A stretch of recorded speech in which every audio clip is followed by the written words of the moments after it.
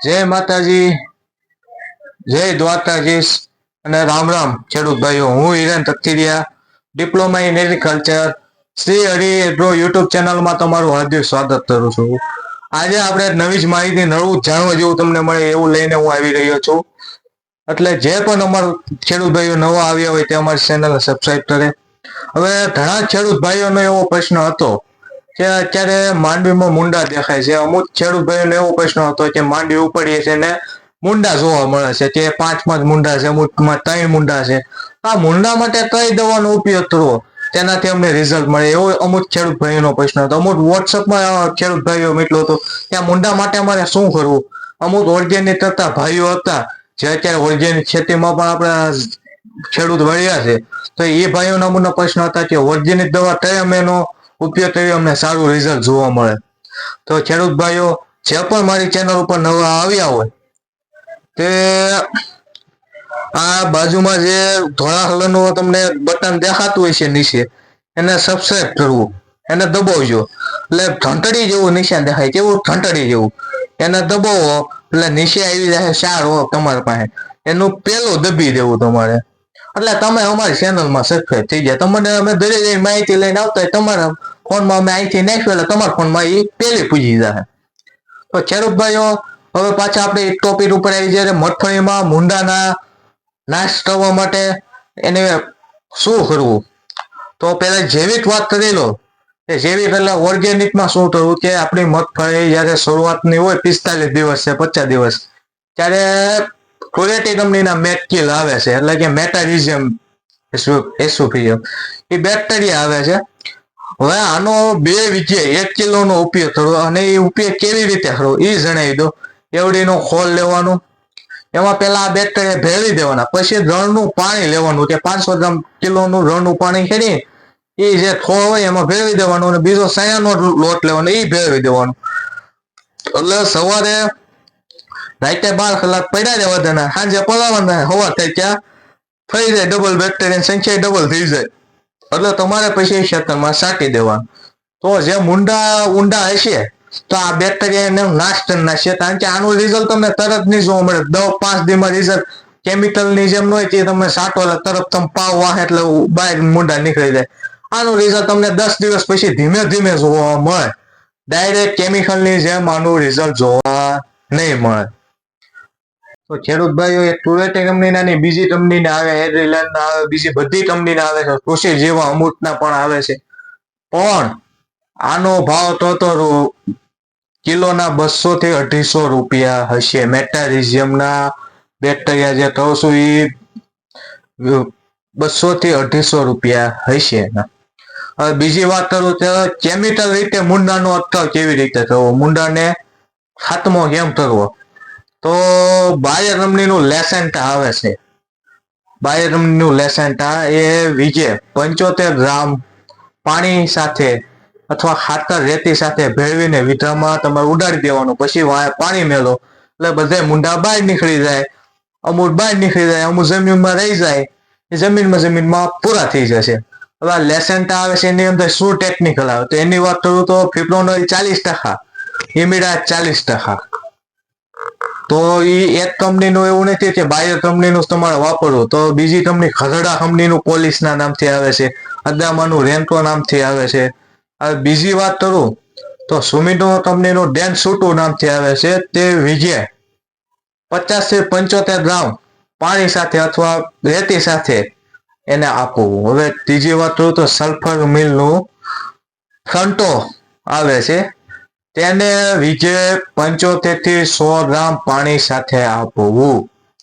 હવે બીજી વાત કરું તો ધાનુખા કંપનીનું જેલ ઘાત કરીને આવે છે, તેને પણ વીઘે 250 ગ્રામ, એટલે કે 250 ગ્રામનું એક પેકેટ આવશે, તેને વીઘે 250 ગ્રામ આપવું.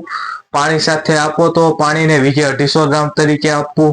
અને જો તમારે છાંટવાનું થાય તો રેતી અથવા ખાતર સાથે મિક્સ કરી, પાવડર મિક્સ કરીને પછી છાંટવું અને વાહેથી પછી પાણી આપવું, એટલે તમારે મુંડાનો ખાત્મો થઈ જાય. હવે બીજી વાત કરું તો આપણી પાસે આઈએલનું મેક કિલે છે, લેમડા જે આપણે તમે લેમડાના નામથી આવશો, લેમડા સાયક્લોરિન 4.9% CS ફોર્મમાં આવે છે. આનો પણ તમે પાણી સાથે ઉપયોગ કરી શકો અને પણ તમે પાણી સાથે પાઈ શકો. અને બીજું વાત કરીએ તો IIL નું લિથલ એટલે ક્લોરીફાયરિફોસ 20% EC ફોર્મમાં. બીજી વાત કરું તો બીજી કોઈ પણ કંપનીનું તમે લઈ લો કે ક્લોરીફાયરિફોસ લઈ લો, 50% પણ આવે છે.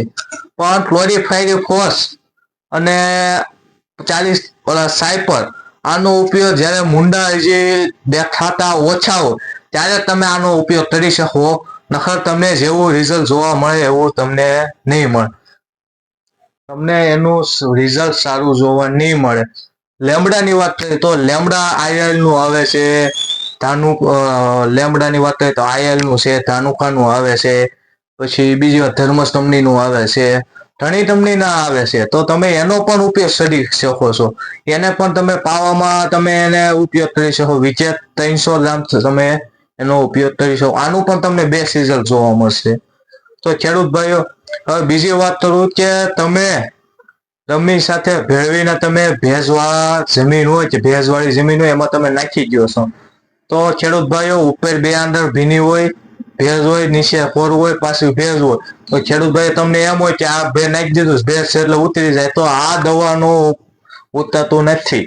મતલબ આ દવા જમીનમાં ઉતરતી નથી, મુંડાનો તમારે નાશ ન થાય, રિઝલ્ટ તમારે જેવું જોઈ એવું જોવા નહીં મળે. તો આની માટે શું કરું તો તમે નાખો અને જો વરસાદ જેવું વાતાવરણ, વરસાદ આવી જાય તો તમને બેસ્ટ રિઝલ્ટ જોવા મળશે. કારણ કે વરસાદ આવે એટલે જમીન તમારી દવા જમીનમાં ઉતરી જાય એટલે મુંડાનો ખાત્મો થઈ જાય. એના માસા માસી મામાના જે હોય એ આખો એનો હરક કરવાની પણ આપણે જરૂર ન પડે, એનું તો વધે જ નહીં હોય એના. અને બીજી વાત તો કેમિકલ નાખવાથી એનું ઈંડા કસોટા બધું નાશ પામી જાય. હવે બીજી વાત કરું તો તમે કોઈ પણ સાથે ભેળવી શકો છો, રેતી સાથે ભેળવી શકો, ખાતર સાથે ભેળવી શકો, ધૂળ સાથે. પણ ધૂળ કરતા મને રેતી અને ખાતર સાથે ભેળવો તો તમને સારું પડશે. તો ખેડૂત ભાઈઓ, મેં તમને બધી જ માહિતી અત્યારે આપી દે મુંડાનો કેવી રીતે નાશ થાય અને મુંડાને કેવી રીતે તમે એને અટકાવી શકો. કારણ કે અત્યારે હવે જોવા મળ્યું છે કે ઘણા ખેડૂત ભાઈઓના ખેતરમાં મુંડા આવી ગયા. જે ઓરવેલી માંડવી છે એમાં મુંડાનું પ્રમાણ આવી ગયું છે, એમાં ઘણા મુંડા જોવા મળે છે અને ઘણા માંડવીના મૂળને એ ખાઈ જાય છે. તો ખેડૂત ભાઈઓ, આ મુંડાની તમે જલ્દીથી જલ્દી સારવાર કરો. કારણ કે મુંડા તમને અત્યારે એમ લાગશે કે આ ભાઈ ભલે ખાતા, પણ એ સાથે એ પોપટાને પણ નુકસાન કરે છે. જે આપણું ફળ હોય, પોપટો હોય, માંડવીનો જે દાણા હોય એને પણ નુકસાન કરે છે. એમાં એ ખાય છે તો એ માંડવીનો દાણો ત્યાંથી ફૂટ બે છે, પછી આખો છોડો એના લીધે સુકાઈ જાય છે. તો ખેડૂત ભાઈઓ, હું હવે બધી તમને માહિતી આપી દીધી છે, જૈવિક માહિતી આપી દીધી, ઓર્ગેનિક ભાઈઓને જે ઓર્ગેનિક એટલે કે જૈવિક માહિતી આપી. જે ખેડૂત ભાઈઓ કેમિકલની રીતે જે ખેતી કરે છે એને રસાયણની માહિતી આપી દીધી. તો જે પણ ખેડૂત ભાઈઓને આ વિડીયો પસંદ આવ્યો હોય તો એ ચેનલને વિડીયોને લાઈક કરે, ચેનલને સબસ્ક્રાઈબ કરે અને બીજા ખેડૂત ભાઈઓ જેને મુંડા આવી ગયા હોય અથવા એને આવવાના હોય એવા ખેડૂત ભાઈઓને પણ આ મોકલે. કારણ કે આ વિડીયો એને જરૂરી બનશે, કારણ કે તો એ ખોટા ખર્ચામાં નહીં અટવાય અને આનું 100% રિઝલ્ટ તમને જોવા મળશે. કારણ કે અમે ઘણા મોટા યુનિવર્સિટીમાંથી પણ આની રિકમેન્ડ આપે છે. એટલે તમે આનો ઉપયોગ કરજો ખેડૂત ભાઈઓ. તો હું હિરેન તથિયા, ડિપ્લોમા ઇન એગ્રીકલ્ચર, મારો મોબાઈલ નંબર 7990234057. ફરીથી બોલું છું, 7990234057. ખેડૂત ભાઈઓ, કોઈ પણ પ્રશ્ન હોય, કોઈ પણ તમારા મનમાં મૂંઝવણ હોય તો આ નંબર ઉપર તમે ફોન કરી શકો છો અને તમે અમારી પાસે માહિતી લઈ શકો છો. અને તમારા આજુબાજુ સ્ટોરમાં દવાઓ હોય તો અમે તમને દવાની પણ રિકમેન્ડ કરીશું, તમે આજુબાજુ સ્ટોરમાંથી લઈ શકો છો. તો હવે હું હિરેન તથિયા આ વિડીયોમાંથી હું રજા લઉં છું. હું તમારો આભાર માનું છું, કારણ કે તમે મારો આખો વિડીયો જોયો એના માટે. તો જય હિન્દ, જય જવાન, જય કિસાન.